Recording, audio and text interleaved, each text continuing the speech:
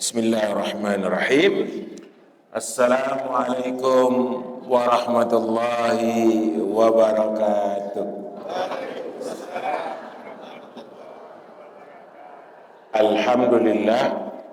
Alhamdulillahi rabbil alamin.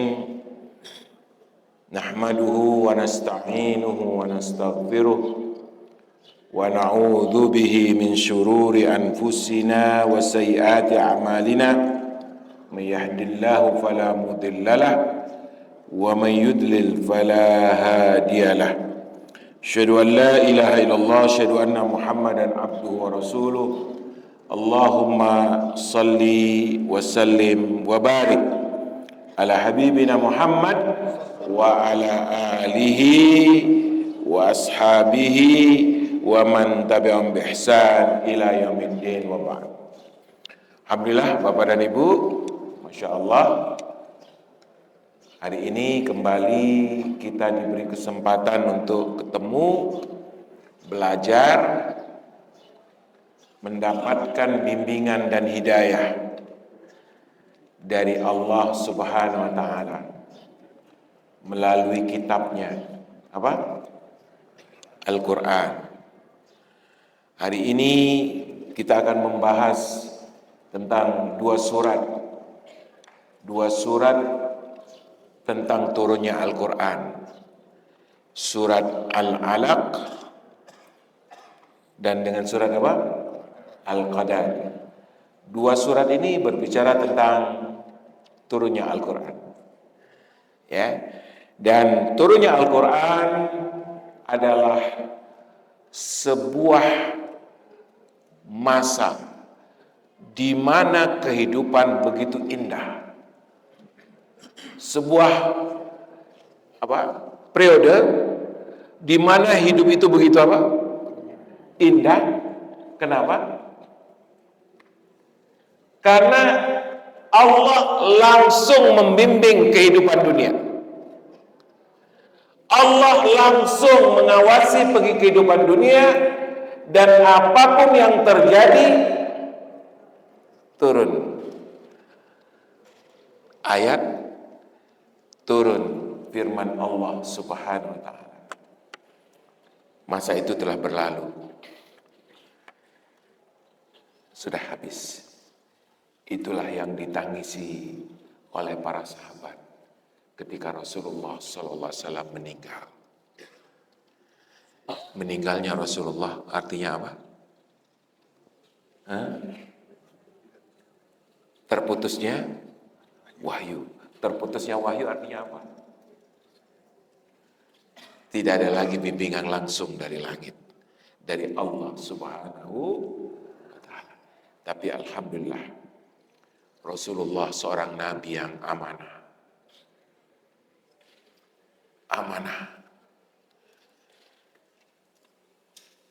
Dengan amanahnya inilah beliau mengajarkan semua yang turun itu kepada umatnya dan meminta kepada para sahabatnya untuk menghafalkannya. Dicatat dengan dua, dengan hafalan, dan yang kedua dengan apa? Tulisan. Maka Al-Quran itu yang turun dalam fase kurang lebih sekitar 23 tahun, kurang dari 23 tahun, itu tercatat lengkap, sempurna sampai hari ini, dan sudah ada di tangan kita lengkap. Berapa juz? 30 juz. Alhamdulillah. Maka benar-benar terjadi perubahan yang dahsyat dengan turunnya wahyu. Mudah-mudahan hari ini kita akan bahas sampai besok insya Allah. Kemudian sebelumnya mari kita mengucapkan salawat dan salam kita kepada Nabi kita Muhammad sallallahu alaihi wasallam yang telah menunaikan amanahnya. Alladzi addal amanah, dapat dari Allah, tidak disimpan sendiri. Dapat dari Allah, tidak disembunyikan. Dapat dari Allah, diapain? Disampaikan. Dan beliau korbankan hidup beliau untuk menyampaikan itu kepada kita.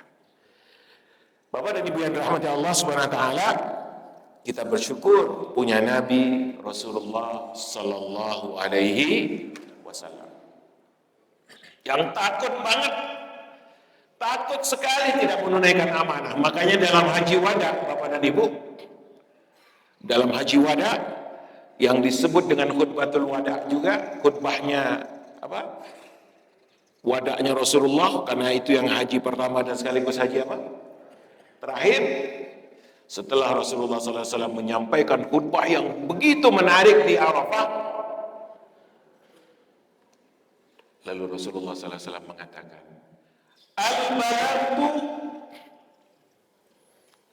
Al-balagtu, apakah telah aku sampaikan?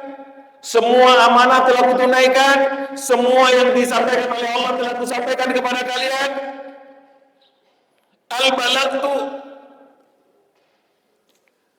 Para sahabat menjawab, balagna ya Rasulullah, telah kami terima ya Rasulullah. Rasulullah mengatakan, Allahumma syahad, ya Allah, saksikan mereka.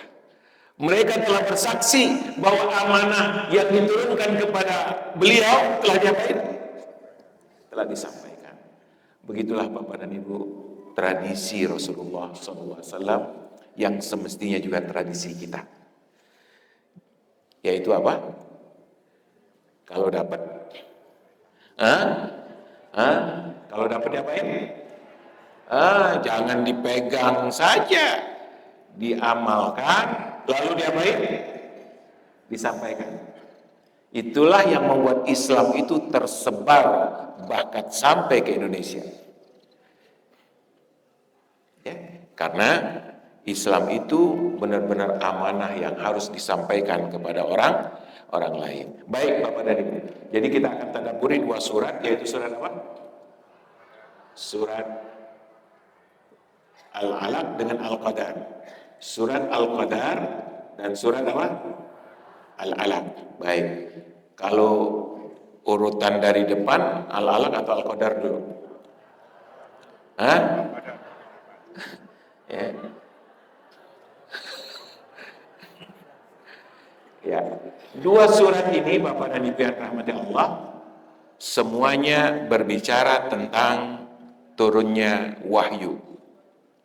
Surat Al-Qadar dulu, ini perhatikan, surat Al-Qadar ini proses turunnya wahyu satu paket.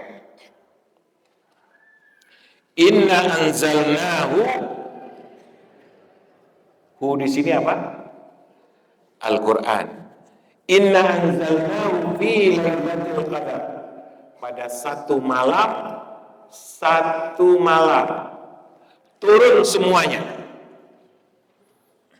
Turun semuanya. Dari mana itu? Dari Lauhul Mahfuz ke Baitul Izzah di langit bumi. Jadi turun apa? Satu paket. Semuanya turun dari Lauhul Mahfuz ke apa? Baitul Izzah di langit bumi. Baru surat Al-Alaq, surat Al-Alaq, proses turunnya dari Baitul Izzah kepada Rasulullah Sallallahu Alaihi Wasallam. Turun dari Baitul Lauhul Mahfuz ke Baitul Izzah itu seperti Quran yang sekarang ada di Bapak. Urutannya yang pertama apa? Al-Fatihah. Tapi ketika turun dari Baitul Izzah ke apa? Kepada Rasulullah sallallahu alaihi wasallam, itulah yang berbentuk bimbingan langsung Allah kepada manusia. Makanya ada kasus, ada peristiwa yang terjadi, turun. Ya, ada kasus, ada peristiwa apa? Turun. Jadi turunnya tidak sesuai yang di Lauhul Mahfud, tapi turunnya berdasarkan bimbingan Allah kepada apa? Manusia. Lalu berikutnya sebelum Rasulullah wafat, semua Al-Quran yang turun secara apa? Bertahap itu kemudian disusun oleh Malaikat Jibril bersama Rasulullah sebagaimana yang ada di dalam Al-Quran kita sekarang. Itulah sebabnya surat Al-Alaq adalah ayat atau 5 ayat pertama, 1, 2, 3, 4, 5, ya, ini adalah apa? 5 ayat atau wahyu yang pertama kali apa? Turun. Bisa dipaham Bapak dan Ibu? Jadi kalau turun dari Lauhul Mahfud itu satu apa? Satu paket. Ya. Tapi dari Baitul Izzah kepada Rasulullah yang bawa siapa? Malaikat Jibril. Itu turunnya apa? Bertahap. Baik, Bapak dan Ibu, sekarang kita ingin cerita dahulu bagaimana proses mulainya turunnya wahyu. Rasulullah Shallallahu Alaihi Wasallam semenjak muda, bahkan semenjak sebelum lahir sebenarnya sudah punya isyarat bahwa beliau bukan orang biasa. Ya. Ibu beliau mengatakan, saya mengandung Rasulullah itu tidak merasa berat sama sekali.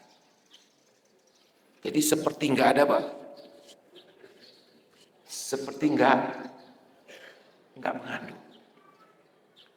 Dan ketika melahirkan pun apa? Nggak pakai apa?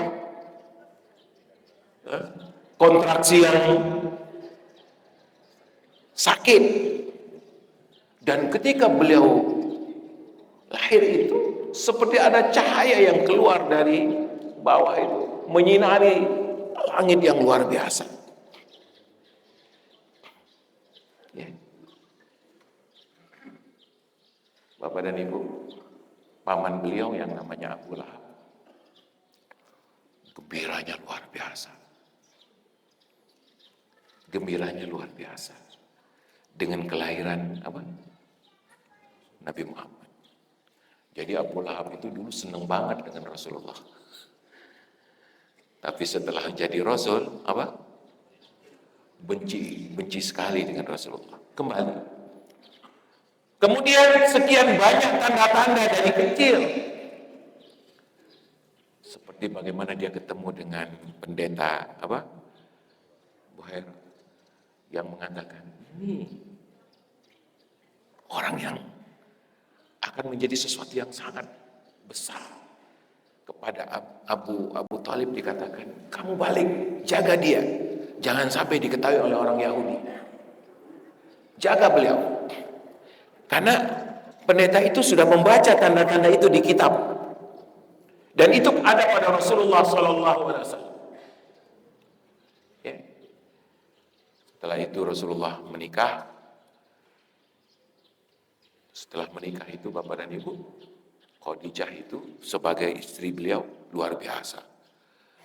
Khadijah kan wanita kaya raya. Kata Khadijah, setelah menikah, semua hartaku untuk. Maka Khadijah Pak, benar-benar orang yang mensupport Rasulullah. Semua hartaku untuk. Makanya Rasulullah itu, kenapa Rasulullah digelar Al-Amin?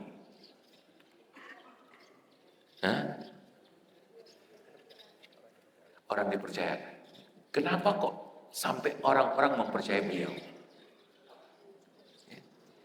Salah satunya Pak, bahwa Rasulullah itu ya, karena sebagai orang kaya dapat harta dari siapa? Dari istri beliau, dan dikelola. Salah satunya adalah Rasulullah itu suka menerima titipan. Jadi orang kalau nitip apapun yang yang berharga, itu titipin kepada siapa? Rasulullah. Dan salah satu yang membuat mereka menggelari Al-Amin, dua, nggak cari keuntungan dari titipan, dan yang kedua, barang yang dititipin aman. Maka jadi tradisi mereka, misalnya kalau mau dagang kemana, bawa barang-barangnya, emasnya sekian sekian banyak dititipin. Maka orang tahu bahwa dia Al-Amin.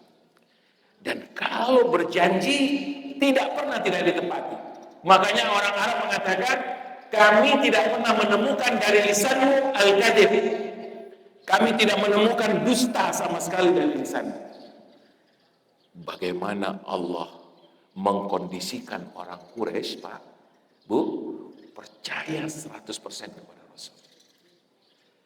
Setelah umur 30-an, 35, Rasulullah semakin tidak nyaman dengan kondisi masyarakat Mekah. Beliau sering pergi meninggalkan keluarga beliau. Naik kemana, Pak, Bu? Ke Jabal Nur, Gua Hira. Ibu, sang istri yaitu Khadijah itu luar biasa. Suaminya pergi beberapa hari ke Gua Hira, lalu pulang-pulang dibekelin lagi oleh istrinya. Saya mau berangkat lagi ya, dibekelin. Berangkat lagi ke Gua Hira. Kebayang nggak, Bu, gimana punya suami seperti Rasulullah itu?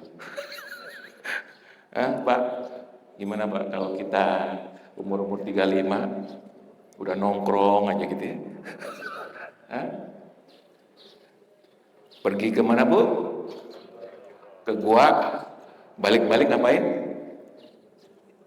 Ngambil bekal, lalu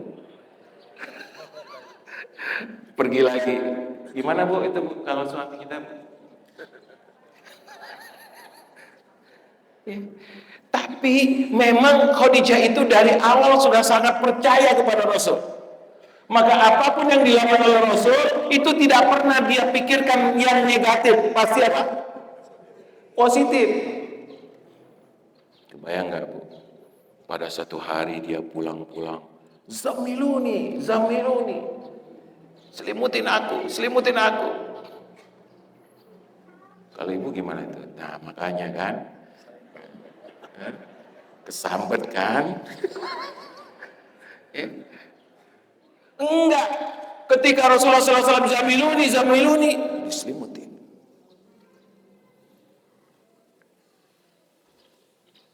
Lalu beliau berdiri di samping tempat tidur dan mengatakan, la yuhzikallah abada. Tuhanmu tidak akan pernah membuat engkau gusar dan takut sama sekali. Perhatikan, Pak, dia nggak tahu dengan apa yang terjadi, tapi dia yakin bahwa suaminya Pak baik. Maka dia katakan, la yuhzikallah abada. Bahwa Tuhanmu tidak akan pernah membuat kamu sedih, membuat kamu kecewa sama sekali. Karena engkau orang baik, wahai suamiku. Suka nolong orang yang sulit, membantu orang yang gak punya. Disebutin semua kebaikan apa? Tapi suaminya lagi ngapain? Lagi selingkuh. Gak mungkin semua orang mendapatkan kebaikan dari engkau. Gak ada orang yang berniat buruk kepada engkau. Nah, Bapak dan Ibu, kita kembali. Jadi Khadijah itu benar-benar percaya 100% kepada siapa?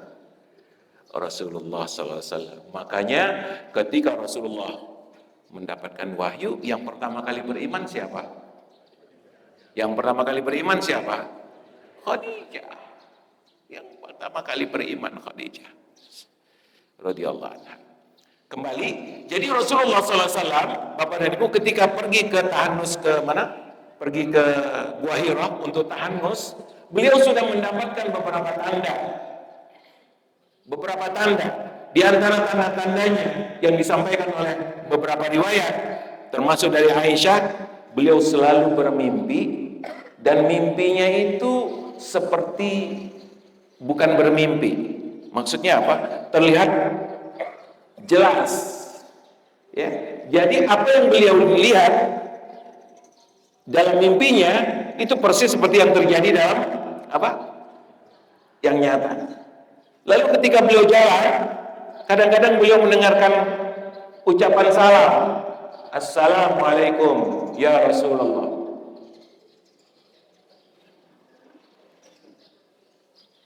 Ternyata yang mengucapkan salam batu, pohon, ya.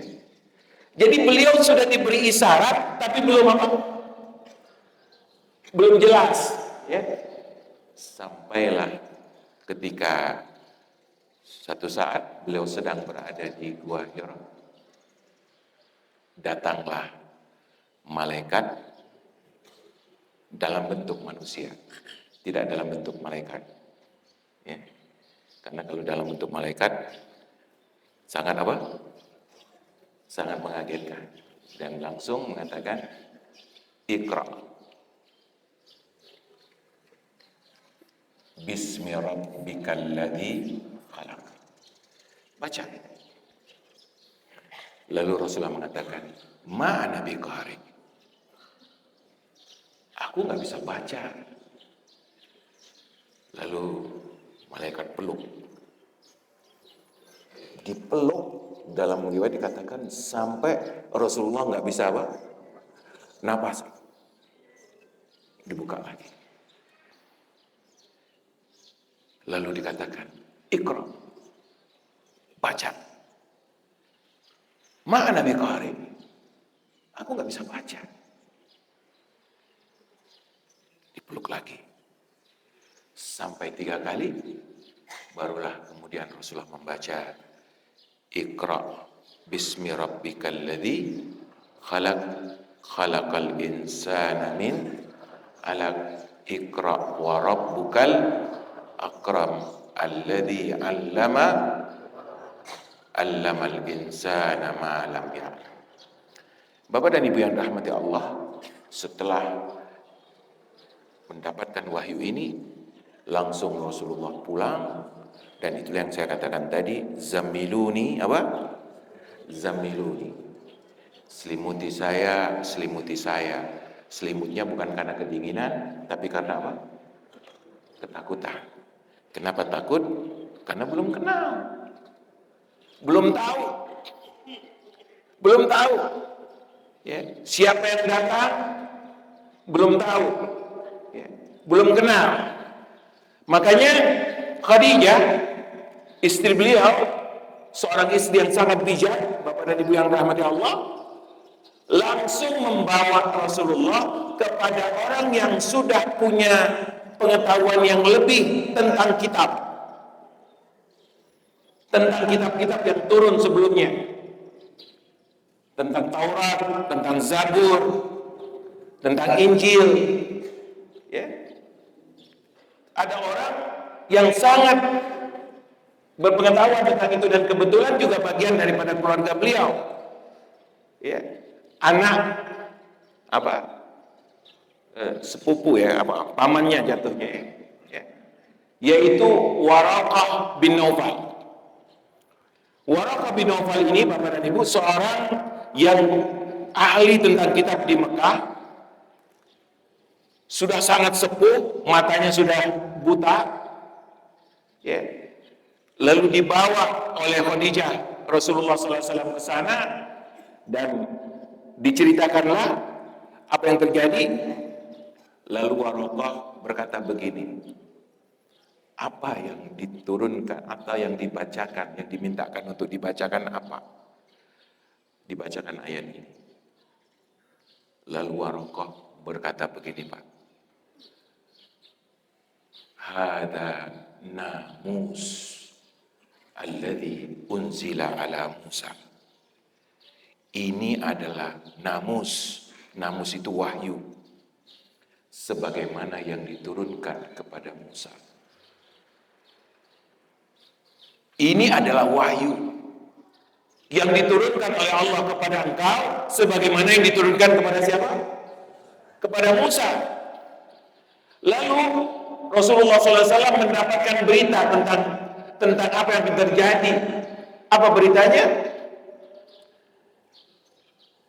Kata Waraqah bin Nawfal, "Lau kuntu jaz'an lakumtu janibat." Kalau aku seorang laki-laki yang kuat, maka aku akan berdiri di sampingmu. Hina yukhrijuka qaumuk, ketika kaummu mengusirmu. Perhatikan Pak, Ibu. Jadi di awal pertama Rasulullah mendapatkan wahyu yang diberitakan oleh Waraqah apa? Waraqah bin Nawfal apa? Resiko. Ternyata risikonya mendapatkan wahyu ini apa? Kamu akan diusir oleh kaummu. Kamu akan diusir oleh kaummu. Dan kata beliau, kalaulah aku masih muda, maka aku akan berdiri di sampingmu untuk membela. Sebagaimana Musa diusir oleh siapa? Lari dari Fir'aun. Jadi dari awal bahwa Waraqah bin Nawfal sudah memberitakan risikonya adalah kamu akan diusir oleh kaum. Bapak dan Ibu, pertanyaannya, mundur nggak Rasulullah? Mundur nggak Pak? Enggak. Bahkan Bapak dan Ibu, setelah turunnya wahyu ini akan terjadi jeda. Dan Rasulullah SAW sering ke Gua Hira menunggu kapan lagi apa? Turun lagi. Baru turun surat Al-Mudatsir berikutnya. Nah, Bapak dan Ibu yang dirahmati Allah, jadi wahyu itu adalah sebuah nikmat yang paling besar yang diberikan Allah kepada manusia. Apa itu wahyu? Apa itu wahyu, Pak? Nikmat terbesar, bimbingan Allah untuk manusia. Makanya Bapak dan Ibu, terima kasih kepada Allah. Allah bimbing hidup kita ini dengan wahyu darinya. Bapak dan Ibu yang dirahmati Allah, nanti kita tafsirkan. Kita itu nggak mungkin kenal Allah. Nggak mungkin kenal Allah.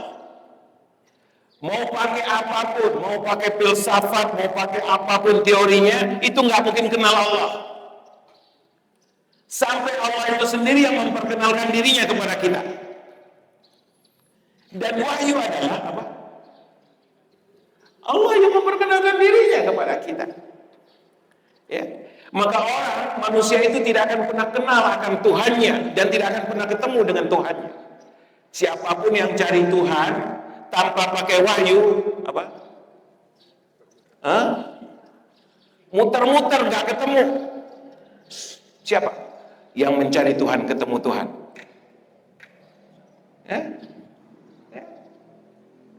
Seperti Ibrahim alaihissalam cari, gak ketemu sampai turun wahyu. Makanya alhamdulillah Allah turunkan wahyu untuk kita supaya kita langsung menemui siapa itu Tuhan kita. Dan ayat-ayat yang pertama ini mengenalkan Allah. Allah mengenalkan dirinya kepada kita. Ya. Oleh sebab itulah Bapak dan Ibu, perhatikan ini sedikit kita tadaburi manfaat daripada wahyu dari surat yang apa namanya? Qala ihbita minha jami'an, dari surat Thaha. Kata Allah SWT kepada Nabi Adam dan Hawa, turunlah kalian berdua darinya. Dari mana? Dari sorga. Bayang Pak, turun ke tempat yang baru. Dari mana? Dari sorga ke mana? Ke dunia. Turun ke tempat yang baru, ya. Apa yang terjadi? Nggak kenal sama sekali kan tempat yang baru ini. Kalian berdua turun bersama-sama, tapi jatuhnya nggak sama-sama. Jatuhnya di beberapa tempat, katanya ada yang pokoknya nggak satu tempat, lama baru proses, baru apa? Baru ketemu. Dan setelah ketemu Bapak dan Ibu, apa yang terjadi? Anak keturunannya Adam, apa yang terjadi?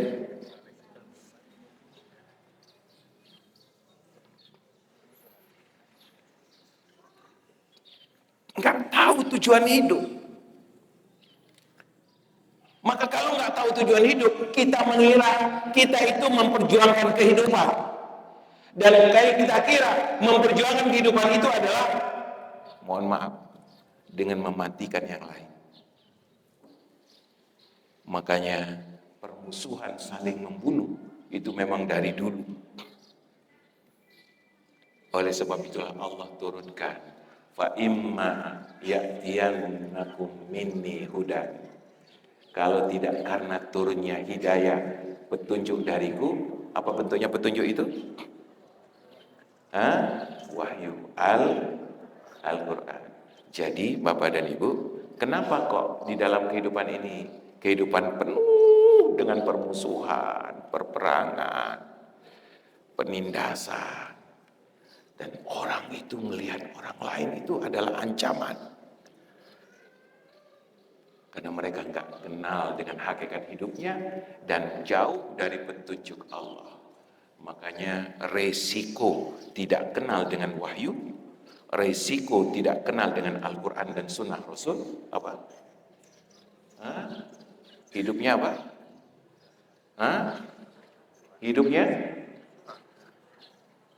Hidupnya kacau dan selalu merasa terancam dan ingin merasa lebih kuat dari yang lain untuk bisa mengalahkan dan membuat dirinya aman. Itu karakteristik. Oleh sebab itu, famanittaba hudaya, siapa yang mengikuti petunjuk aku? Siapa itu yang mengikuti petunjuk?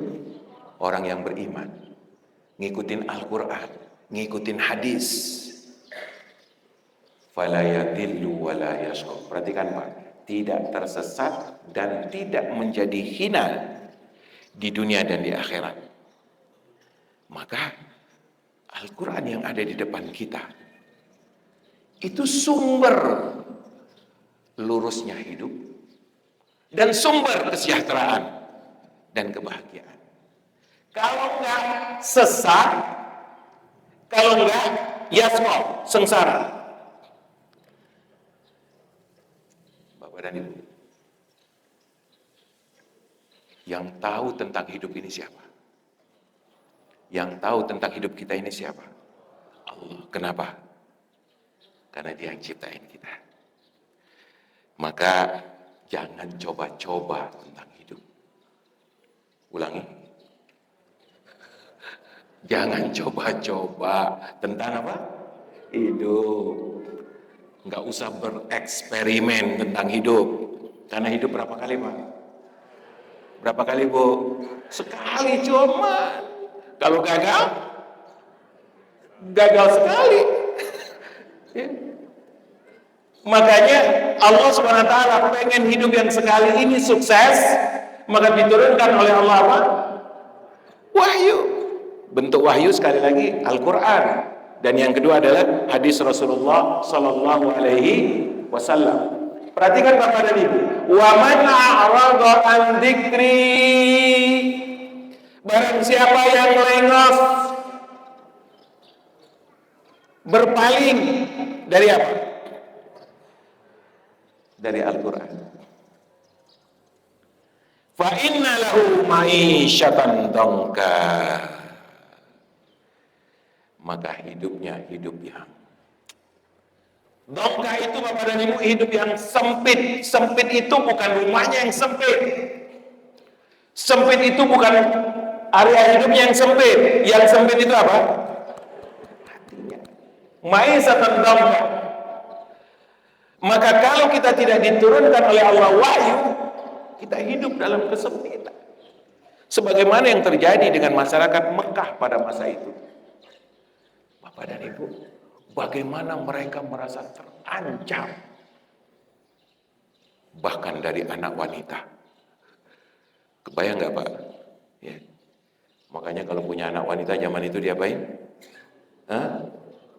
Dikubur hidup-hidup. Sempit. Hari ini mohon maaf Bapak dan Ibu, banyak orang mencari segala cara untuk hidup bahagia. Tapi dia cari tidak pakai apa? Tidak pakai apa? Al-Quran, tidak pakai wahyu. Maka melundar Pak. Dicari bukan tambah tenang, malah tambah apa? Hah? Malah tambah sempit. Ya. Malah tambah sempit. Dan na'udzubillahnya Bapak dan Ibu, kita kadang-kadang mengajari kesempitan kepada anak-anak kita. Ibu, Bapak, siapa yang dari kecil ngajarin anak-anaknya Al-Quran? Banyak? Siapa angkat tangan? Siapa yang ngajar kecil kalian? Masya Allah, Alhamdulillah. Berarti udah ngajarin dari kecil cara apa? Cara hidup yang lapang. Ma'isatan dongka, hidup yang sempit, hidup yang tidak bahagia, hidup yang sulit, hidup yang terbatas. Perhatikan Pak, ini meja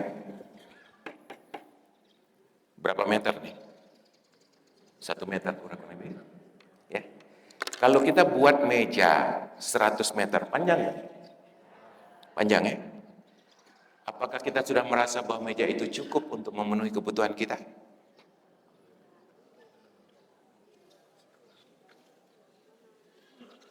Pas sampai di 100, kita katakan, ya habis. Ya. Itulah materi. Maka materi itu tidak akan pernah membuat puas. Netanyahu hari ini merasa kuat. Ya. Netanyahu merasa kuat, makanya dia punya keinginan ingin apa? Caplok habis tuh apa? Gaza. Ya. Tapi Hamas yang berada di bawah-bawah mengatakan enggak ada tuh istilahnya Gaza dia Pak dicaplok. Perhatikan Bapak dan Ibu, enggak imbang secara kekuatan materi, tapi bisa mengimbangi secara kekuatan non materi. Bapak dan Ibu yang dirahmati Allah, Ma'isatan dongka itu adalah hidup yang terbatas dengan materi. Dan Al-Quran mengajarkan bagaimana kita beriman, dan iman itu dengan sesuatu yang immateri. Dan itulah yang membuat hidup ini jadi lebih apa? Lebih lapang. Wa nahsuruhum yaumal qiyamati. Bapak dan Ibu yang dirahmati Allah, perhatikan ibu-ibu. Kita lagi buta atau lagi enggak? Lagi buta atau lagi melek? Hah? Apa tandanya melek? Hah? Apa tandanya melek, Pak? Hah? Lawan daripada buta apa? Jadi kalau buta itu saya nggak tahu di depan saya apa, betul? Kalau saya buta, ini nggak tahu ada apa, ada tisu, nggak tahu. Maka kalau saya buta, wajar kalau saya tidak dapat apapun dari sini. Kalau saya buta, maka wajar saya nggak dapat apa-apa. Kenapa? Nggak tahu. Kita lagi buta atau lagi melek?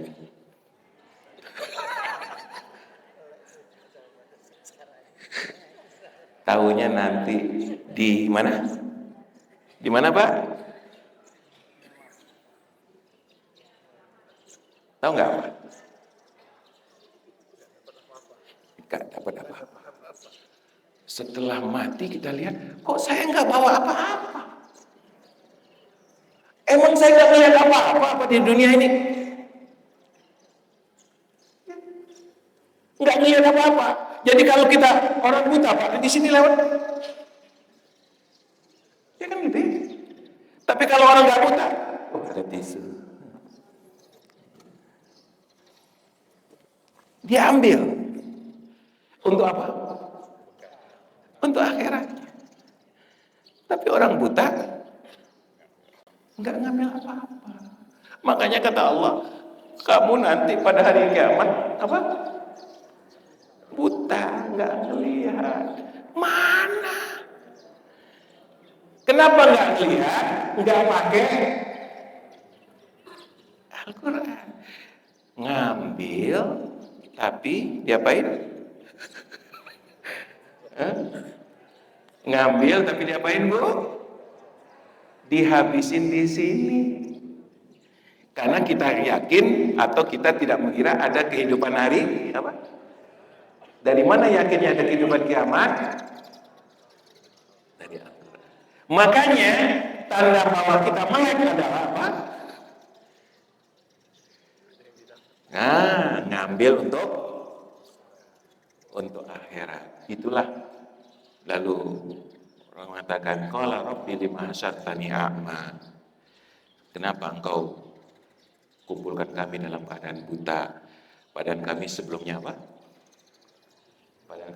apa? Melihat. Itulah kalian dulu ketika melihat pura-pura buta. Ngelihat dunia, tapi pura-pura buta dengan apa? Dengan akhirat. Kalian pura-pura buta dengan ayat-ayat kami. Kami sudah datang dengan wahyu, dengan Al-Quran, dengan hadis. Kalian apa? Apa, Bu?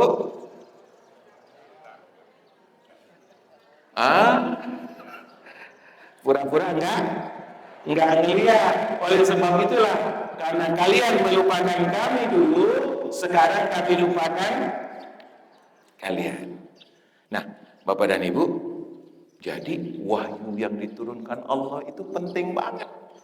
Supaya hidup kita tidak menjadi hidup yang apa? Tidak hidup yang, mohon maaf, buta. Pak, ngelihat air ini. Ngelihat air ini. Kenapa ngelihat? Karena kita nggak buta. Pakai apa? Mata kepala. Tapi air ini tidak akan bermanfaat sampai ke akhirat. Kalau ini yang buta.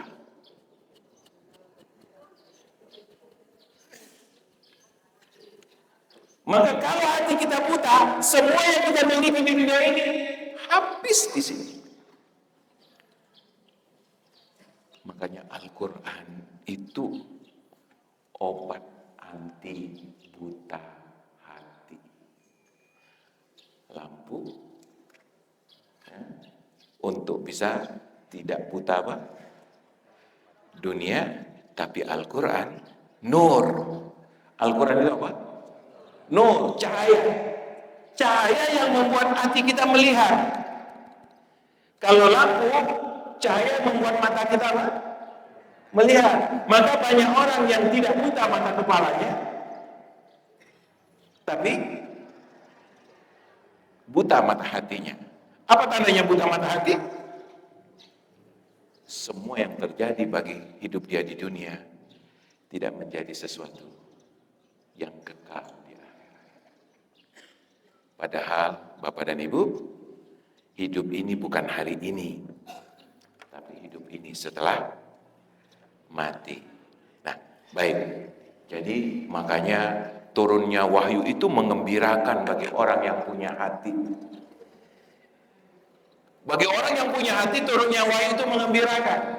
Maka semua sahabat yang punya hati beriman kepada Rasulullah dan menunggu wahyu. Perhatikan Bapak dan Ibu, ini keren banget. Ya, kalau kita mohon maaf Qurannya sudah 30 juz, nggak dibuka-buka. Sudah lengkap tapi apa? Nggak dibuka-buka. Dulu para sahabat itu Pak nunggu. Mereka itu setiap pagi mendatangi Rasulullah. Hal min jadid ya Rasulullah. Sampai-sampai tahu nggak Bu, yang kepo, apa itu kepo ya? Yang kepo tentang wahyu, ternyata bukan hanya orang beriman. Orang kafir pun kepo. Ummu Jamil, tahu Ummu Jamil siapa? Istrinya Abu Lahab itu sampai tahu ketika Rasulullah menunggu-nunggu wahyu, kok nggak datang? Sampai-sampai Ummu Jamil mengatakan, kenapa nggak turun lagi kepada engkau? Dia tahu Pak. Kenapa? Karena masyarakat Mekah ketika itu benar-benar menunggu. Satu ayat yang turun langsung mereka bergembira. Oke. Makanya berkah. Mohon maaf, mereka itu jarang sekali yang punya Quran 30 juz. Jadi yang punya kumpulan catatan Quran 30 juz itu hampir nggak ada Pak. Ya. Kalau kita semuanya berapa juz? Tapi kadang-kadang gitu, kita tidak segembira mereka ketika punya punya Al-Quran 30 juz. Kenapa? Karena merasa bahwa ini sudah ada itu. Tapi mereka enggak merasa. Ketika turun ayat, misal contoh, turun ayat tentang wadduha, mereka bergembira. Bagaimana Rasulullah SAW dikatakan tidak akan pernah ditinggalkan dan tidak akan pernah sia-sia. Ketika turun perintah sholat, mereka berbahagia. Ketika turun perintah jilbab, mereka berbahagia. Bahkan ketika turun perintah mengharamkan khamr. Bapak dan Ibu, ketika khamr diharamkan, itu hampir tidak ada rumah kecuali ada khamrnya. Karena khamr itu apa ya? Semacam barang yang ya kebanggaan lah. Artinya kalau ada tamu langsung khamr gitu. Jadi prestisius ya. Tapi ketika turun khamr, apa yang terjadi Bapak dan Ibu? Dikatakan bahwa khamr itu haram. Apa yang terjadi? Bukan terjadi pengalengan khamr lalu dikirim kemana-mana. Kan haram untuk kita, untuk orang kafir nggak, jual aja. Ya nggak? Kalau kita pikirnya gitu ya Pak, kan diharam diminum ya, kalau dijual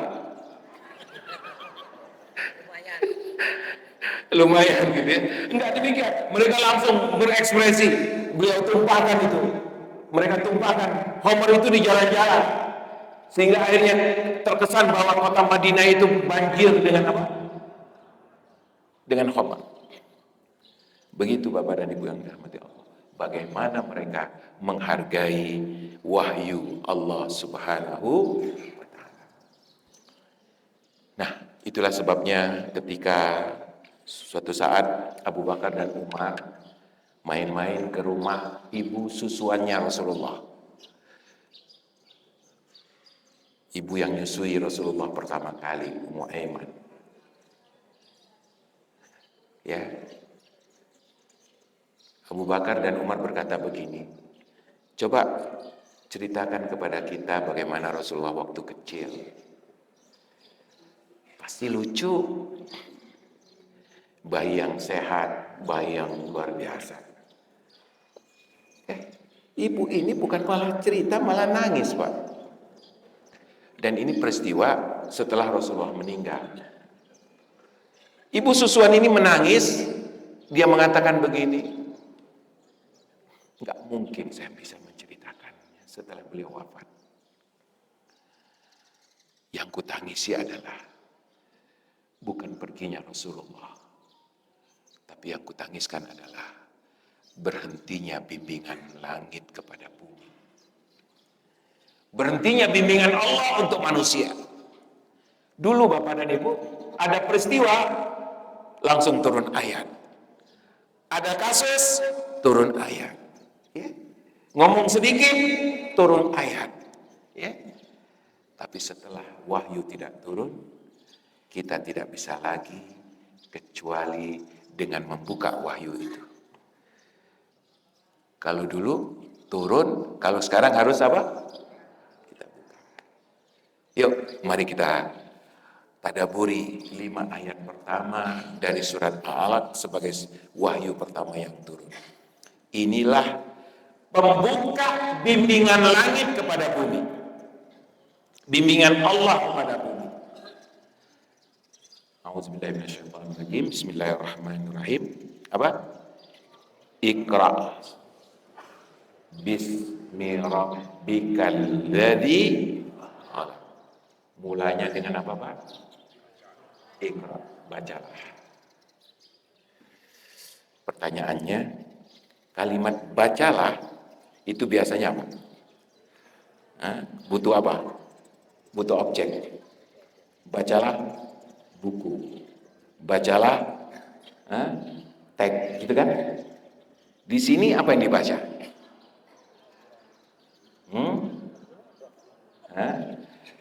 Ada yang ditulis nggak? Apa yang dibaca di sini?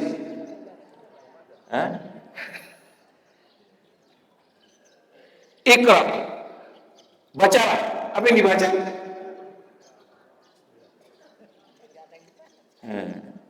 Jadi ini ayat pertama yang turun untuk memastikan bahwa engkau baca semua yang akan turun ke depan. Ya. Semua yang akan turun ke depan engkau baca.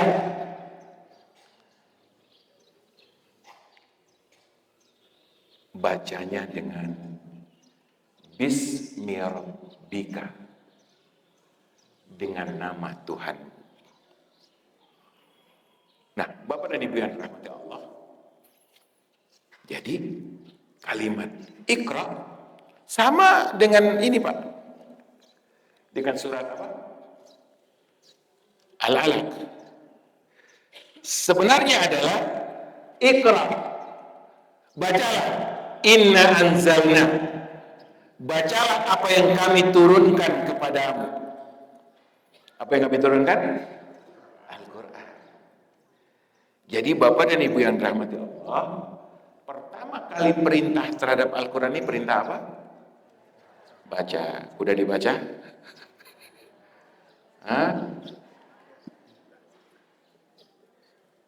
Ya.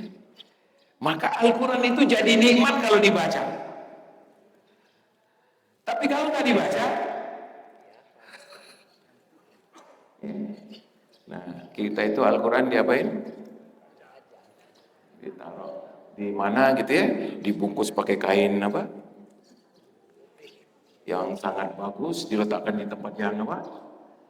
Tinggi. Ya. Hati-hati, Pak.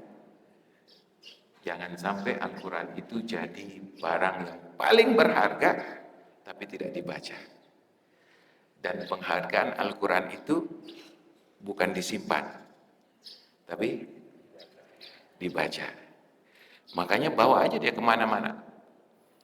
Kalau kita di India, Pak, atau Pakistan, itu kalau Bapak baca Al-Quran di sini, saya nggak boleh berdiri di sini. Ya. Makanya kalau kita baca Al-Quran di bis misalnya, ya, itu orang yang di depan marah. Jadi kalau lagi duduk di bis gitu, kita baca Quran, yang di depan marah. Saking menghormati Al-Qurannya, Al-Quran nggak boleh jawab. Al-Quran itu bukan untuk dihargai seperti itu, tapi Al-Quran itu untuk dimuliakan dengan membacanya. Ya, kadang-kadang kita berlebihan, saking berlebihan, apa? Mengkultuskan Al-Quran sehingga akhirnya tidak kita baca. Bapak pernah dengar cerita nggak? Ada cerita, dan ini diceritakan oleh para dai, para juru dakwah yang masuk ke hutan Kalimantan bagian Malaysia. Mana itu? Apa? Sarawak. Ya. Dan ini katanya peristiwa yang benar-benar terjadi. Mereka masuk ke salah satu bagian hutan itu, bertemu dengan masyarakat penyembah berhala. Nyembah apa? Berhala. Jadi yang disembah patung-patung. Tahu-tahu di hari-hari yang paling khusus, mereka punya tradisi menyembah Tuhan yang lebih besar. Jadi berhala-berhala yang disembah sehari-hari, ada lagi yang lebih apa? Lebih besar. Ternyata yang lebih besar itu tahu nggak apa? Kotak. Kotak. Nah, beberapa orang juru dakwah yang masuk ke situ, yang menyentuh para masyarakat yang masih menyembah berhala itu, penasaran. Itu kotak isinya apa? Kok bisa disembah sebagai Tuhan yang paling apa? Paling besar. Akhirnya mereka pujuk, boleh nggak kotak itu dibuka? Biar tahu kita apa? Isinya. Katanya nggak boleh, kecuali pakai pesta besar. Kalau pesta dengan memotong apa? Babi, motong sapi, puluhan ekor, boleh.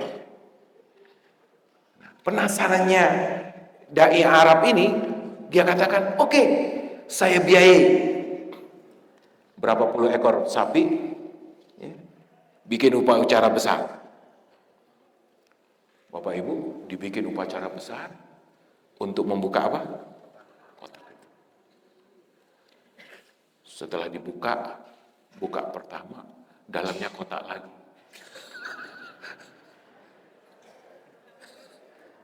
Begitulah biasanya kita nyimpen sesuatu yang berharga. Dalam kotak ada apa? Kotak. Pas dibuka, ada kotak lagi. Terus sampai ada kotak kecil. Pas dibuka, tahu nggak apa isinya? Al-Quran. Yang ditulis sekitar tahun 800-an Masehi atau 300-an Hijrah. Jadi ternyata itu Al-Quran dibawa oleh seorang dai, diajarkan kepada mereka, dan mereka pun belajar. Ya. Lalu dikatakan bahwa ini kitab suci yang harus diapain? Harus dijaga. Ya. Maka ketika ngajar nggak pernah dibuka lagi. Ya. Serius. Dan akhirnya dari waktu ke waktu mereka semakin terisolasi di satu area, semakin tidak kenal lagi dengan dunia luar, maka semakin jauh dari Islam, semakin jauh dari Islam, akhirnya yang tinggal ini sakral, ini suci, harus dijaga, dan akhirnya disembah. Dan itu yang terjadi sekarang di sebagian di Laos. Ada orang-orang Islam yang gak sholat tapi mensakralkan kitab. Ya. Makanya hati-hati Bapak dan Ibu yang dirahmati Allah, mensakralkannya dengan apa? Dibaca. Ya. Iqra, baca yang akan turun kepadamu, baca yang ada di dalam Al-Quran. Dan Allah SWT mempunyai dua kitab. Kitab yang maktub yaitu Al-Quran, kitab yang terpapar yaitu apa? Alam semesta ini. Nah, Bapak dan Ibu perhatikan, kalau kita membaca dengan nama Allah, maka kita akan sampai kepada Allah. Yang jadi masalah, kita itu belajar apapun sudah tidak pakai nama Allah lagi. Maka akhirnya apa? Belajar apapun nggak sampai kepada Allah. Ya, ini kita lagi kedatangan dokter-dokter, Pak. Dokter-dokter dari Mesir. Dokter macam-macam, ada spesialis anak, spesialis jantung, spesialis macam-macam. Yang keren banget. Tahu nggak? Mereka datang ke sini ngapain? Bukan untuk praktek dokter.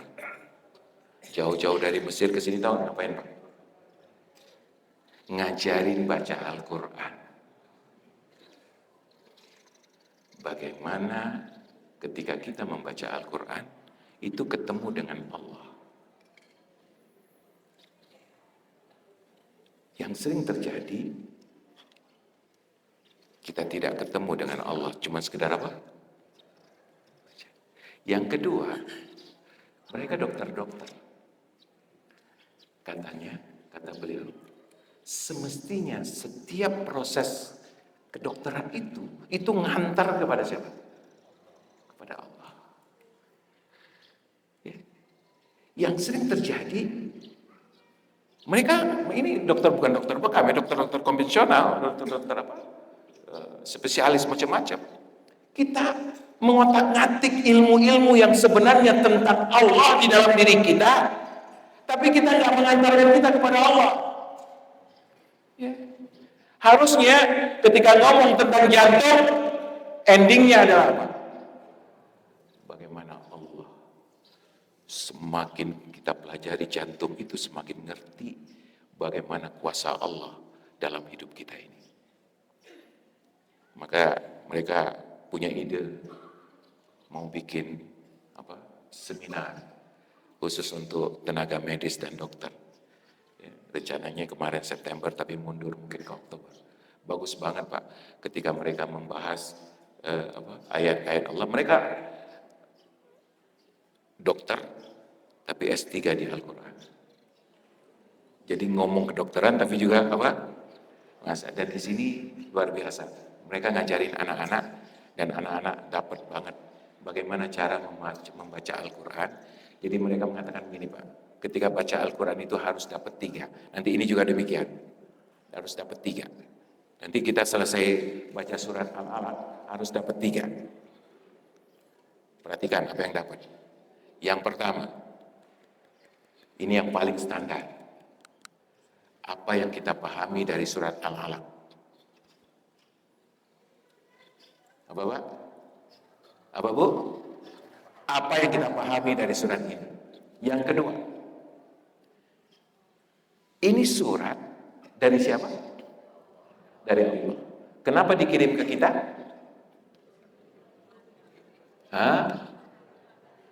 Ini sebagai petunjuk, sebagai wahyu. Pasti ada wasiat Allah di dalam ayat-ayat ini. Maka ketika membaca Al-Quran, poin kedua, temukan apa wasiat Allah dalam ayat-ayat ini.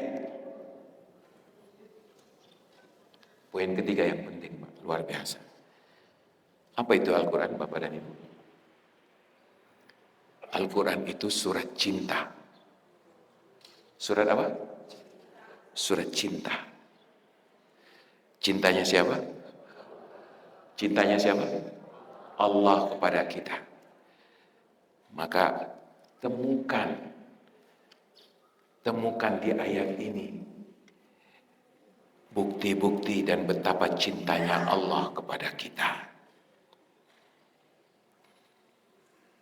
Jadi ada 3. Yang pertama apa? Apa yang dipahami? Yang kedua, apa yang Allah wasiatkan kepada kita? Di dalam ayat ini pasti ada wasiatnya.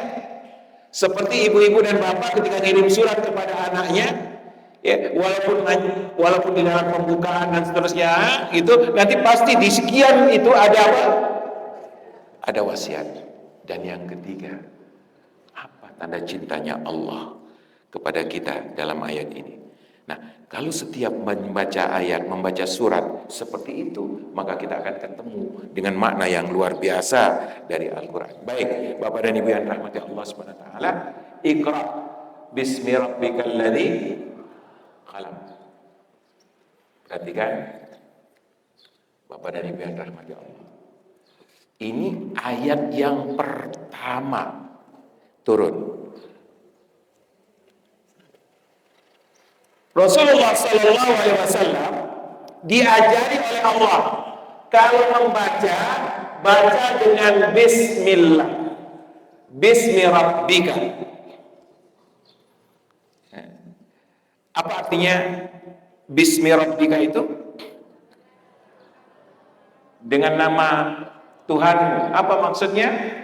Persis seperti Bismillah. Bismillahirrahmanirrahim. Apa itu? Dengan nama Tuhanmu yang Maha Pengasih lagi Maha Penyayang. Maksudnya apa? Yaitu perhatikan Bapak dan Ibu, ini Bismillah ini powerful. Apa? Powerful sekali. Pertanyaan saya, kalau saya keliling rumah orang bawa nama RT, Assalamualaikum, atas nama RT sekian Pak, saya datang, gimana? Ya. Cukup kuat untuk harga ya? Cukup kuat ya? Kalau saya bawa nama lurah? Lebih kuat lagi? Kalau bawa nama siapa sekarang? Gubernur Pramono, Mas Pram. Bagaimana kalau bawa nama Prabowo? Mohon maaf Bapak-bapak, atas nama Prabowo. Gayanya juga agak beda dikit-dikit.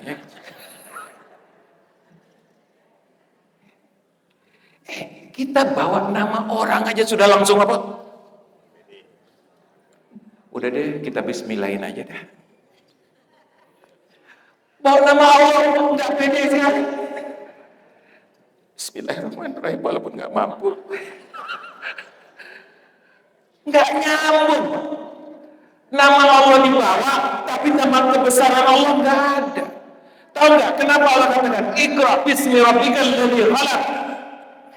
Baca dengan nama Tuhan, karena yang engkau akan baca sesuatu yang besar dan kamu tidak akan mampu membacanya kecuali dengan pertolongan Tuhan. Jadi kata bis di sini Pak, kata ba di sini ya, itu mengandung makna yang dahsyat. Ba artinya ada musta'inan, dengan pertolongan Allah. Kebayang nggak kalau kita membawa sebuah tugas lalu kita dapat endorse untuk ditolong, untuk dibantu di dalam mengerjakannya, apa yang terjadi? Percaya luar biasa. Makanya kata Bismillah itu bukan untuk orang yang tidak percaya. Udah kita Bismillah aja deh. Nasib sudah begini memang. Enggak begitu. Bismillah itu dahsyat. Makanya Nabi Sulaiman ketika menulis surat kepada siapa? Bismillahirrahmanirrahim. Min Sulaiman.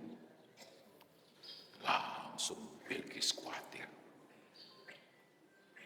Dan Allah di ayat pertama sudah mengatakan, baca, lakukan, buat sesuatu yang bermanfaat itu dengan nama Allah. Bacalah dengan nama Tuhan.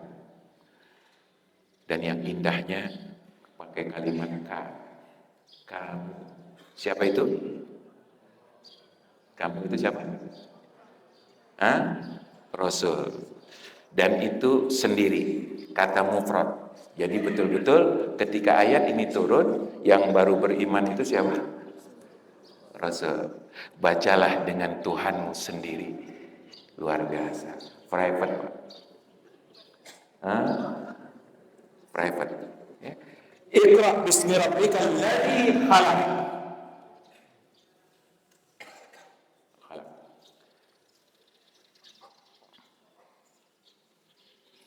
Sifat daripada Allah khalaq. Artinya semua yang ada itu diciptakan oleh Allah Al-Khaliq. Jadi sifat Allah apa? Khaliq. Jadi siapa yang mengirim wahyu ini? Siapa yang mengirim wahyu ini? Allah Al-Khaliq. Jadi ayat yang turun untuk Rasulullah ini adalah ayat yang turun dari yang menciptakan semua alam semesta. Makanya tidak disebutkan apa yang diciptakan. Alladzi khalaq. Semua yang diciptakan. Semua selain Allah makhluk. Semua selain Allah apa? Makhluk. Yang oleh siapa? Allah sendiri.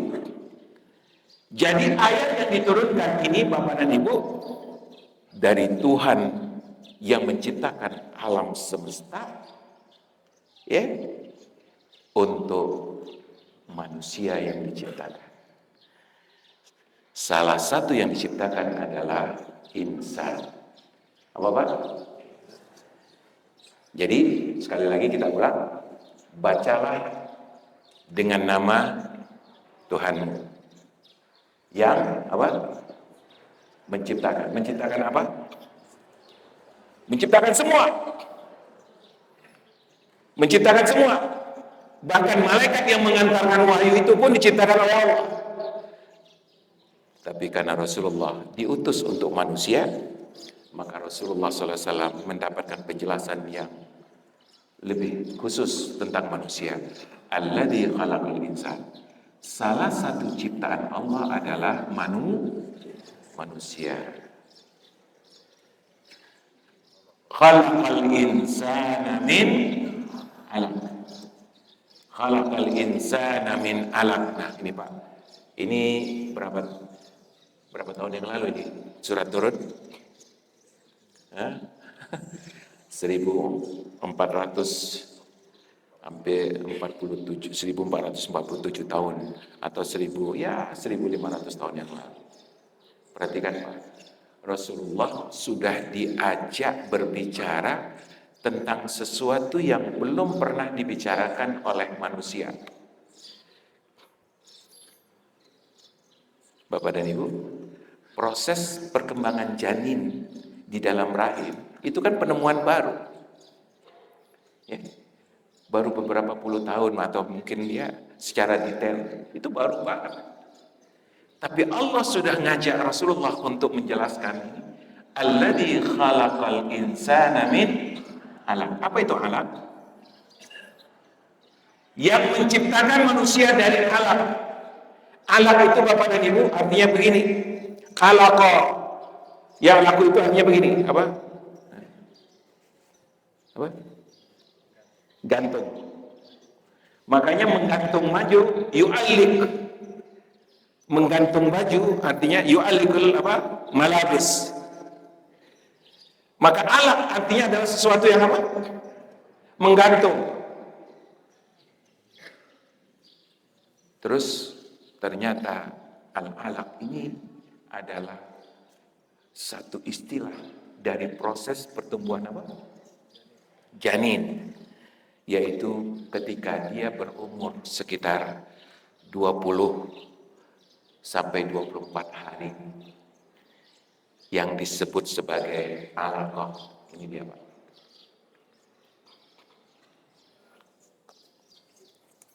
Jadi alaq itu ya, ketika janin berumur sekitar ini berapa?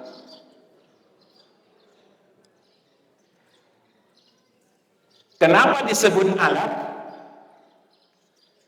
Karena dia nempel di mana? Di rahim, seperti menempelnya lintah. Lintah dalam bahasa Arab alaqah. Ini dia. Dalam bahasa Arab apa? Alaqah. Ya. Lalu janin ini disebut alaq karena dia mirip apa? Mirip lintah dari bukan hanya dari segi bentuk tapi dari sifatnya yang apa? Nempel. Nempelnya ngapain kalau lintah? menghisap. Janin menghisap. Dan kepala janin dengan kepala lintah itu sama. Ini kepala embrio pada umur 22 hari. Dan ini kepala apa? Lintah. Perhatikan Bapak dan Ibu. Bagaimana detailnya pemilihan kata alif. Pertanyaan saya, udah ngerti belum mereka pada saat itu? Boro-boro ngerti, ya? Enggak pernah dibahas sama sekali. Ya. Alladzi khalaqal insana min 'alaq. Jadi benar-benar ketika Allah Subhanahu wa taala menyebutkan alaq pada masa itu enggak terpikirkan. Ya. Bahwa manusia itu ternyata diciptakan dengan salah satu masa prosesnya menjadi apa? Alaq. Ya. Baik. Nah, Bapak dan Ibu yang rahmati Allah, kita kembali bagaimana khalaqal insana min 'alaq. Ya. Dan alaq itu jadi setelah terjadi pembuahan, ya, sperma kepada induk telur, lalu nempel di mana? Di rahim, lalu menjadi alaq, dan alaq sudah mulai ada strukturnya dan lama-lama akan menjadi janin. Lalu iqra wa rabbukal akram. Perhatikan, ada iqra yang kedua.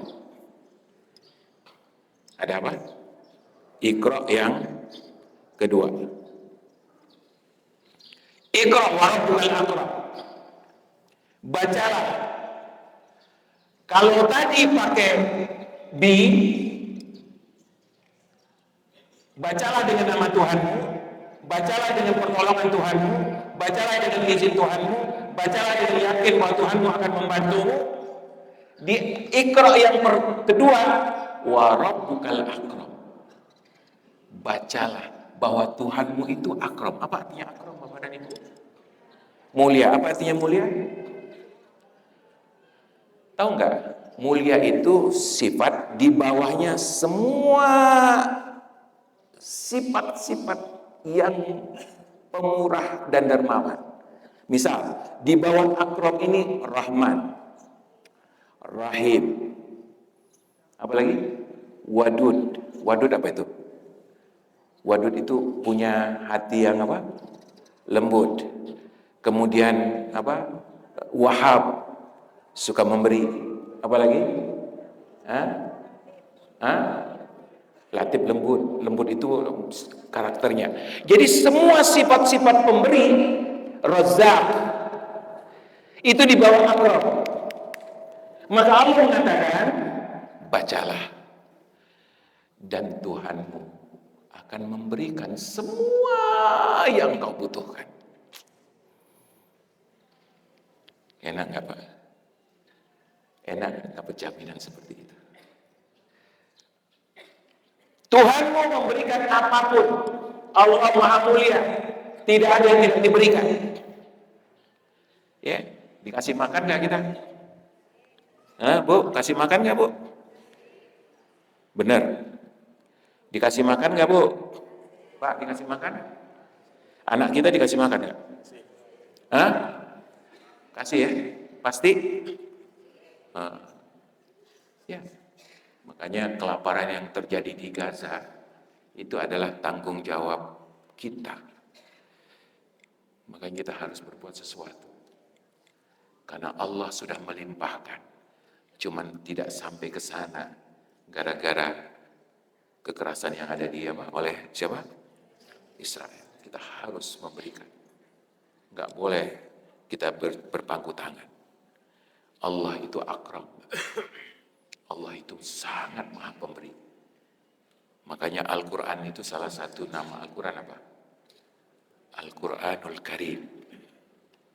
Nama Al-Quran kan? Coba dilihat judulnya. Apa? Al-Quranul Karim. Kenapa disebut Karim? Kenapa disebut mulia? Pak, mohon maaf. Kalau kita mulia itu apa sih artinya mulia itu? Kalau di dalam bahasa Arab, orang itu disebut mulia bukan karena keturunan, karena pemberian. Jadi kalau orang itu dermawan, itu orang disebut apa? Mulia, karim. Ya. Jadi bukan karena apa? Sekedar keturunan. Maka orang jadi mulia karena suka memberi. Dan Al-Quran kenapa disebut karim? Karena banyak yang dia beri. Dan setiap kita baca Al-Quran, kita dapat sesuatu. Makanya ketika kita semakin banyak berinteraksi dengan Al-Quran, semakin banyak yang kita dapat. Ya. Nah, Bapak dan Ibu yang dirahmati Allah, apa yang diberikan oleh Allah? Banyak. Apa yang paling mahal yang diberikan oleh Allah? Bu, dikasih apa yang paling mahal? Dikasih apa yang paling mahal? Nih, perhatikan. Alladzi 'allama bil qalam. Allah ngasih makan, Allah kasih rezeki, Allah kasih hidup, kasih apapun. Tapi yang paling mahal yang dikasih oleh Allah, tahu nggak apa? Hah? Ilmu. Makanya saya selalu nanya, jawab bapak-bapak dan ibu-ibu, lebih senang dikasih duit atau dikasih ilmu?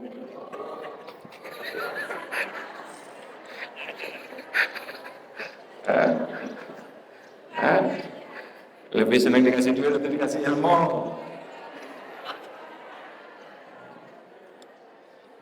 Yeah. Kalau punya duit cari ilmu atau cari duit lagi? Yeah. Perhatikan Bapak dan Ibu, duit, rezeki adalah salah satu pemberian Allah dari yang zat yang mulia. Tapi salah satu yang paling tinggi yang diberikan oleh Allah, alladzi 'allama bil qalam. Ngajarin kita dengan qalam, dengan kitabah, dengan tulisan. Dengan tulisan. Makanya qalam, tulisan, ya, itu bagian daripada nikmat yang diberikan Allah. Ya. Dan manusia, alhamdulillah, ya, betapapun setiap bangsa dan suku seprimitif apapun, dia punya kemampuan apa? Menulis. Ya.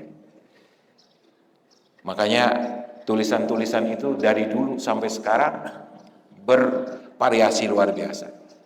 Alladzi 'allama bil qalam, dan Allah ciptakan pertama adalah qalam, lalu Allah tulis semua yang akan ditakdirkan di situ, dan itulah sumber ilmu pertama. Ya. Jadi yang ditulis oleh Allah itulah yang menjadi ilmu kita pertama yang diajarkan oleh Allah, sebagiannya yang diajarkan sedikit sekali. Makanya Bapak dan Ibu, salah satu yang diajarkan oleh Allah yang merupakan bagian dari yang itulah ditulis itu Al-Quran. Ya. Makanya Al-Quran ini adalah sesuatu yang ditulis oleh Allah SWT dan disampaikan kepada Rasulullah SAW. Oleh sebab itu Pak, menarik, Al-Quran itu adalah wahyu dua,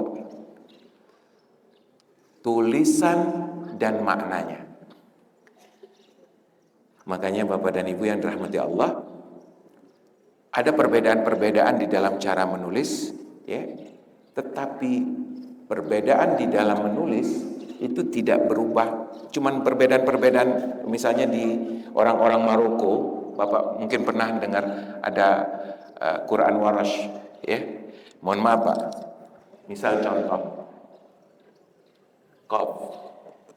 Kalau kita kan Qaf, titiknya di apa? Titik dua di atas. Dia titiknya di bawah. Ya.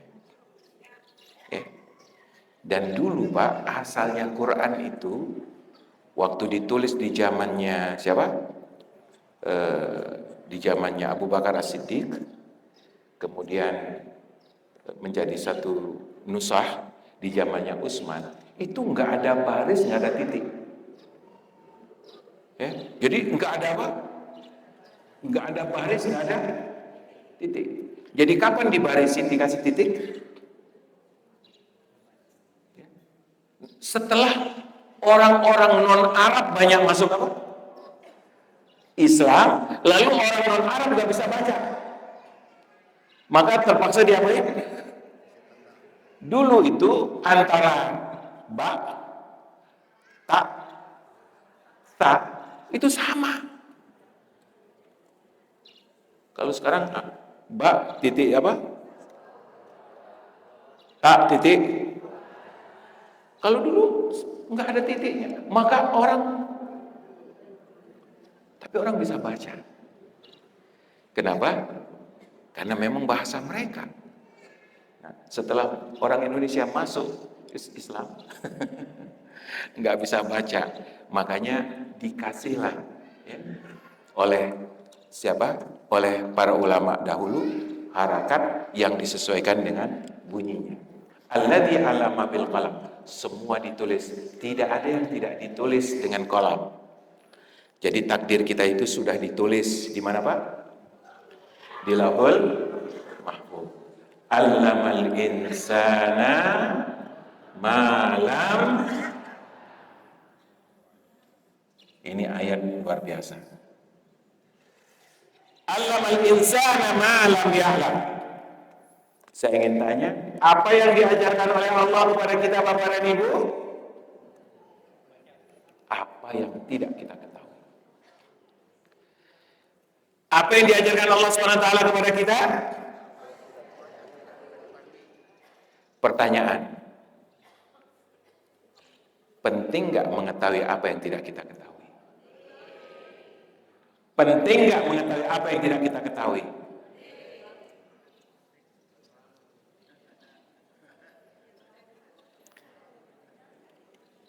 Mohon maaf, semakin banyak yang tidak kita ketahui, maka semakin penting untuk belajar. Dan semakin kita belajar,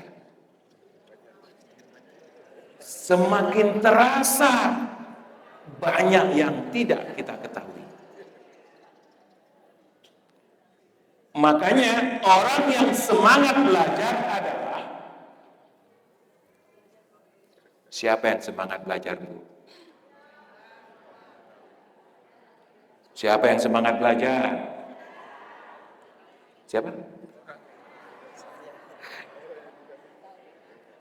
Yang paling semangat belajar itu ulama.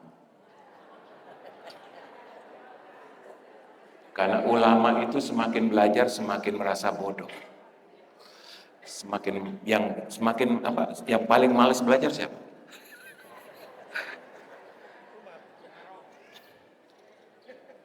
Kita. Kenapa kita semakin malas? Merasa semua sudah tahu. Jadi allamal insana ma lam ya'lam, dia tidak akan pernah tahu sampai dia tahu bahwa apa yang tidak dia ketahui itu banyak. Ya. Dia nggak semangat belajar. Itulah sebabnya Bapak dan Ibu, ayat ini, 5 ayat ini adalah pembuka untuk belajar. Dan Rasulullah SAW adalah murid pertama yang dibuka wawasannya untuk apa? Belajar. Muhammad, yang kuajarkan adalah sesuatu yang tidak engkau ketahui. Mohon maaf, Pak, kita nggak mungkin mencari yang tidak kita ketahui. Kita tidak mungkin mencari yang tidak kita ketahui. Kita itu mencari yang kita ketahui.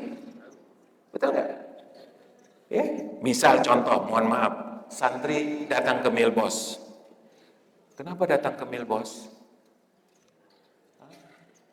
Ingin belajar. Dari mana dia dapat keinginan belajar ke sini? Sudah ada yang dia ketahui. Ya. Kebayang nggak ketika Allah SWT memberikan wahyu kepada Nabi Muhammad SAW dan Nabi Muhammad ketika itu tidak tahu apapun.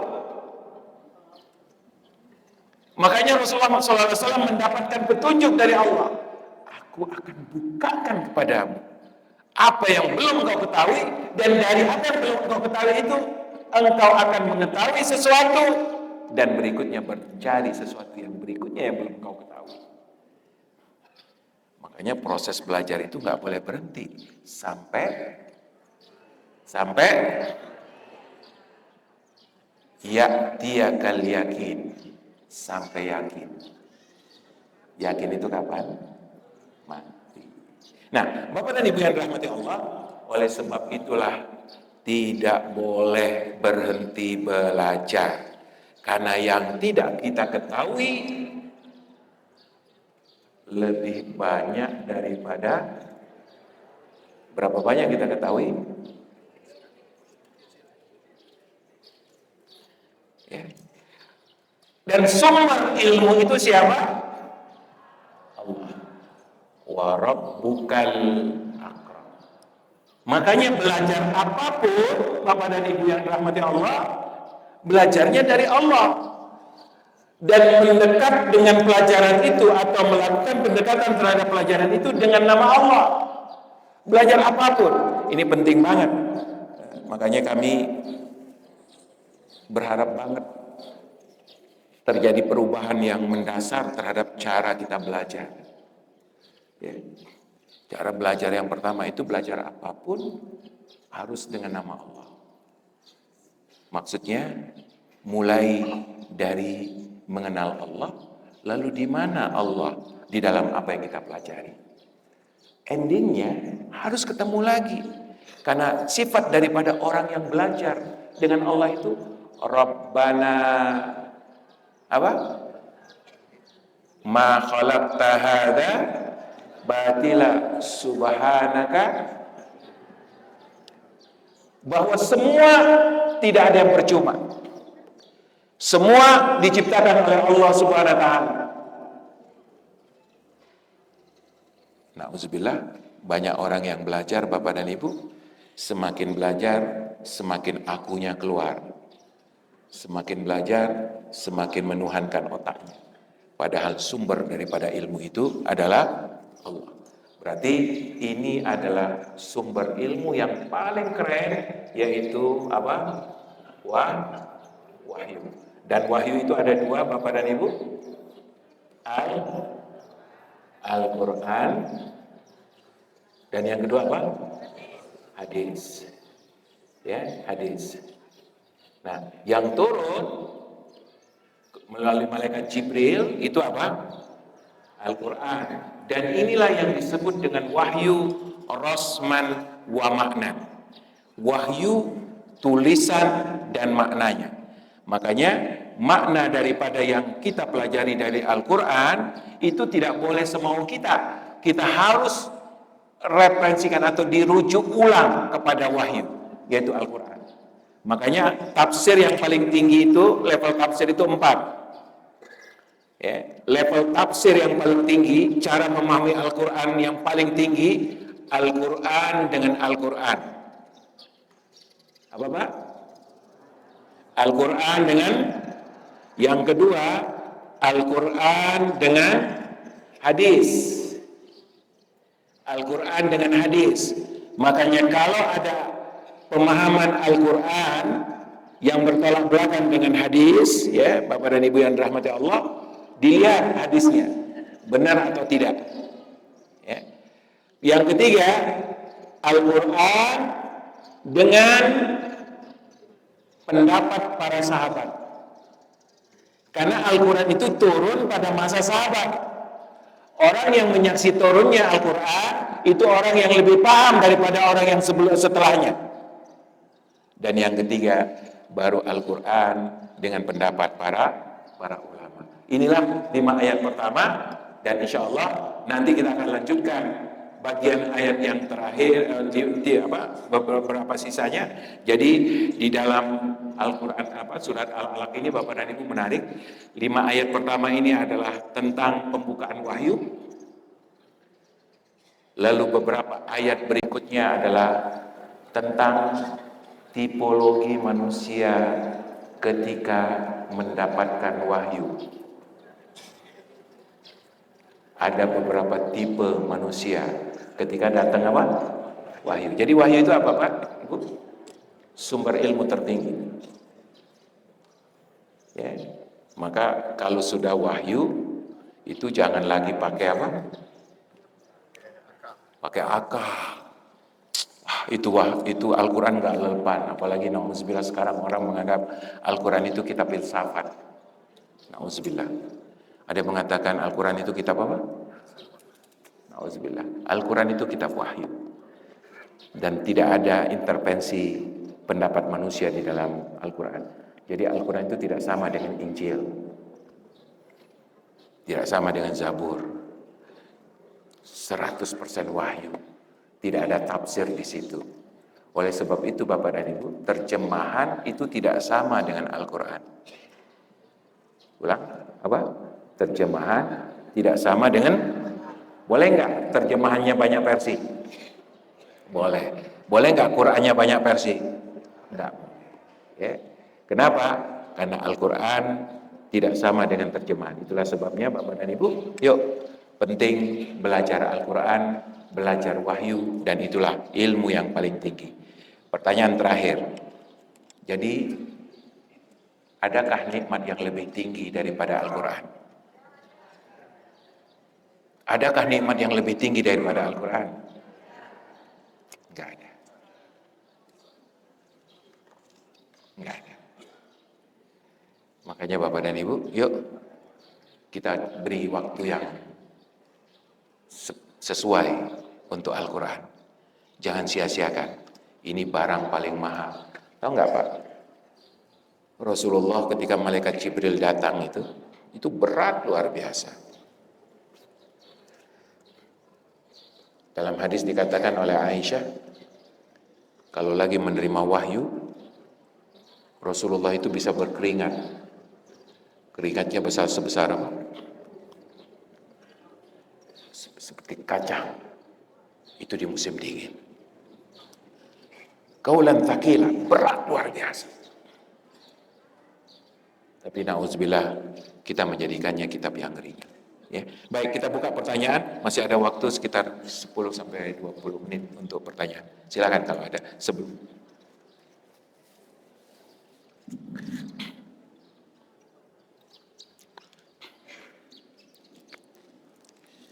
Bismillahirrahmanirrahim.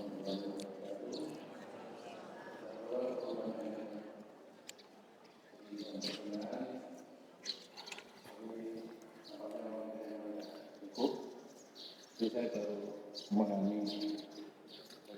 memahami bahwa Quran itu adalah tulisan Al-Quran dan makna. Makanya ada hadis yang menunjukkan membaca saja itu dapat berpahala meskipun tidak ada makna. Mohon penjelasan gambaran dari yang membaca terus sampai bisa mengerti, karena ada yang sekarang membaca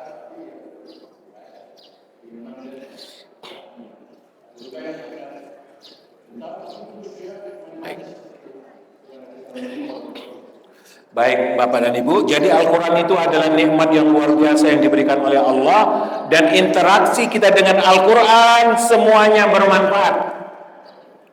Interaksi kita dengan Al-Quran semuanya bermanfaat. Ya. Pertama, interaksi yang paling sederhana adalah membaca. Apa? Membaca. Membacanya itu sangat bermanfaat. Membacanya melapangkan hati. Membacanya memudahkan hidup. Membacanya melindungi diri. Membacanya memberikan keberkahan. Jadi membacanya aja luar biasa. Ditambah membacanya pahala. Itulah sebabnya Bapak dan Ibu yang rahmati Allah Subhanahu wa taala, membaca Al-Quran itu nggak pernah rugi. Membaca Al-Quran nggak pernah rugi. Yang rugi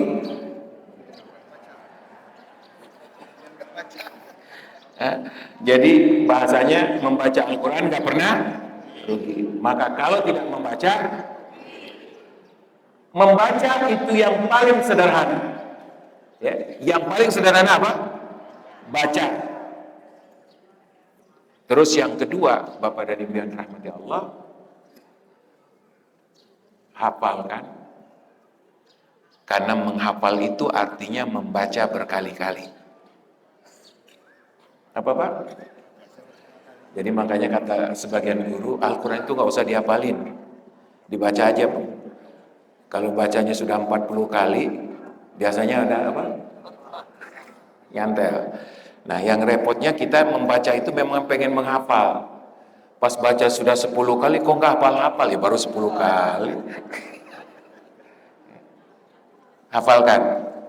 Dan Bapak dan Ibu tahu nggak? Al-Quran itu kalau masuk ke hati, Bu, Al-Quran itu kalau masuk ke hati, jadi hafalan, itu memberikan perbedaan yang luar biasa. Rasulullah SAW bersabda, nih, orang yang tidak ada Al-Quran di dalam dirinya, maksudnya hafalan, kal baitul kharib, seperti rumah tua yang tidak dihuni. Kebayang nggak Pak? Rumah kalau nggak dihuni jadi rumah apa? Kal baitul kharib. Makanya ya sedikit harus kita apa yang namanya? Paksain. Minimal apa? Juz amma atau beberapa ayat dari juz amma. Yang paling bagus kalau bisa Al-Baqarah. Ya. Hafalin. Yang ketiga, pahami. Apa? Pahami. Jadi hafalin, pahami. Ya, boleh juga pahami dulu baru hafalin boleh. Ya. Memahami itu seperti orang yang membuka peta. Ya, maka sebelum dipahami, petanya masih apa? Tertutup. Udah dipegang belum petanya? Sudah. Tapi belum dibuka. Memahami itu seperti apa? Membuka peta. Makanya seperti kita pada hari ini Bapak dan Ibu berusaha memahami, itu seakan-akan suatu hal yang baru mulai terbuka. Dan ternyata Al-Quran itu isinya kaya luar biasa. Dan tahu nggak? Setiap orang yang membaca Al-Quran, dia bisa mengambil makna yang tidak didapatkan oleh orang yang lain. Makanya Al-Quran itu dikatakan bahar. Apa? Lautan. Ya. Ketika teman-teman dokter yang membacanya lalu menjelasin, itu seakan-akan kita mendapatkan sesuatu yang baru yang nggak pernah kita dapatkan dari yang lain. Begitulah Al-Quran itu. Lalu kita dapatkan darinya sebagaimana yang tadi. Ya. Setelah kita pahami, lalu kita dapatkan apa yang diajarkan oleh Allah di dalam ayat itu. Apa wasiatnya, apa petunjuknya. Dan itulah keberkahan yang luar biasa. Bapak dan Ibu yang dirahmati Allah. Mohon maaf, ada di antara kita datang ke orang pinter. Kata orang pinter, kamu pengen apa? Pengen ini. Boleh, saya kasih petunjuk. 1, 2, 3. Diamalin nggak sama dia? Diamalin nggak? Kenapa? Karena merasa orang apa? Karena merasa orang kira-kira siapa yang lebih pintar daripada Allah? Ya. Kenapa ketika baca Quran nggak merasa berhadapan dengan orang apa?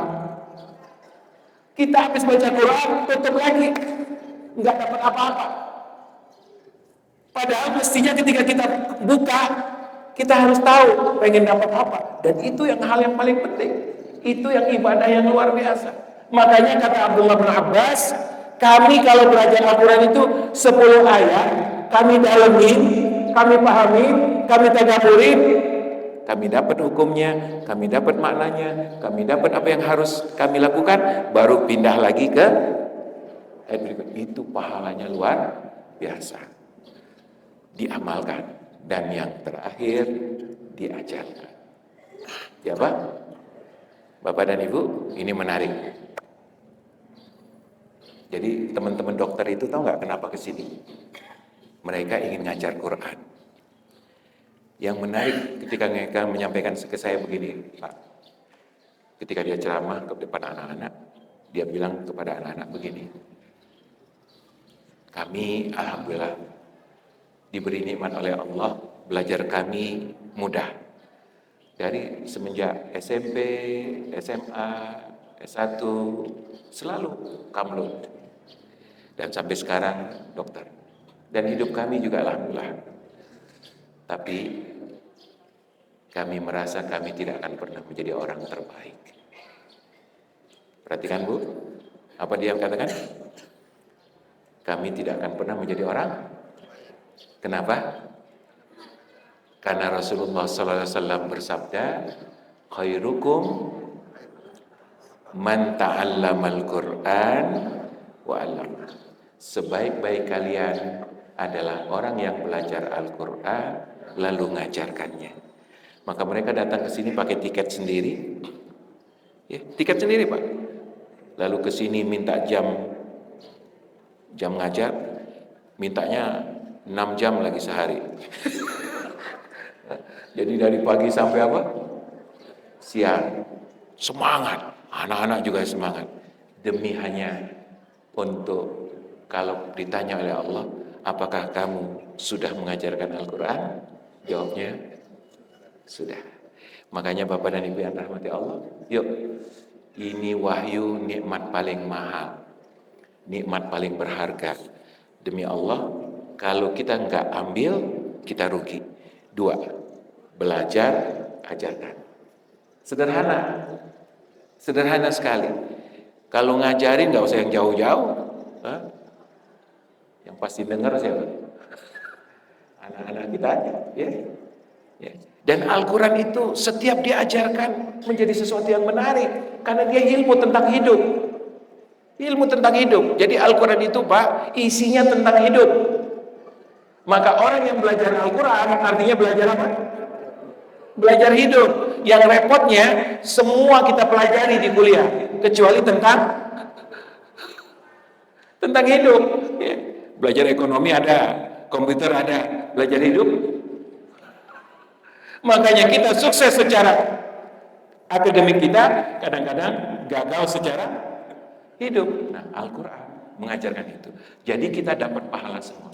Dibaca dapat pahala, dihafal dapat pahala, dan diamalkan lalu diajarkan dapat pahala. Al-Quran benar-benar sumber pahala dan keberkahan bagi hidup kita. Ya. Baik, satu lagi, terakhir, ya ibu-ibu, ya.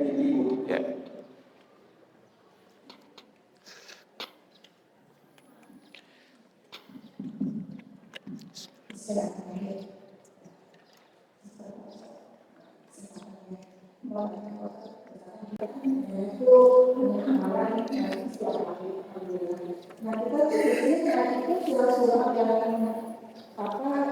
penting, misalnya kita As-Sajdah, Yasin, Rahman, Al-Waqiah, Al-Mulk, yang hari itu diusahakan sehingga kita nggak bisa hafal gitu Pak Ustaz. Ya, yang masih mahimah Pak Ustaz. Nah, itu sebaiknya kita yang kita biasa kita rutinkan lima surat, apa kita hafal mana yang lebih Pak Ustaz? Ya, baik. Bapak dan Ibu, bagi kita sebenarnya begini. Kalau hidup ini punya kesempatan yang beragam atau beberapa kesempatan, kita pilih. Jadi ada kesempatan untuk yang membaca yang pendek-pendek gitu ya. Seperti surat Al-Kahfi pada hari hari Jumat, atau baca Yasin, atau baca Al-Waqiah. Boleh, tapi kita juga punya pada kesempatan tertentu, terserah, yaitu membaca rutin yang membuat hatam. Ya, hatam. Ya, jadi hatam itu ya berusaha jangan hanya di Ramadan. Ya. Kalau di Ramadan sebulan itu bisa 2 kali, ya kalau bisa ya 3 bulan sekali lah. Nah, atau 2 bulan sekali. Ya. 3 bulan sekali berarti 1 juz 3 hari. Ya, berarti berapa itu? Sekitar 20 dibagi 3, sekitar 6-7 halaman ya, per hari. Atau ya kalau enggak 4 bulan sekali enggak apa-apa. Tapi harus ada proyek apa? Hatam. Ya. Ya. Begitu supaya kita dapat keberkahan semua ayat itu. Karena semua ayat Al-Quran bagus.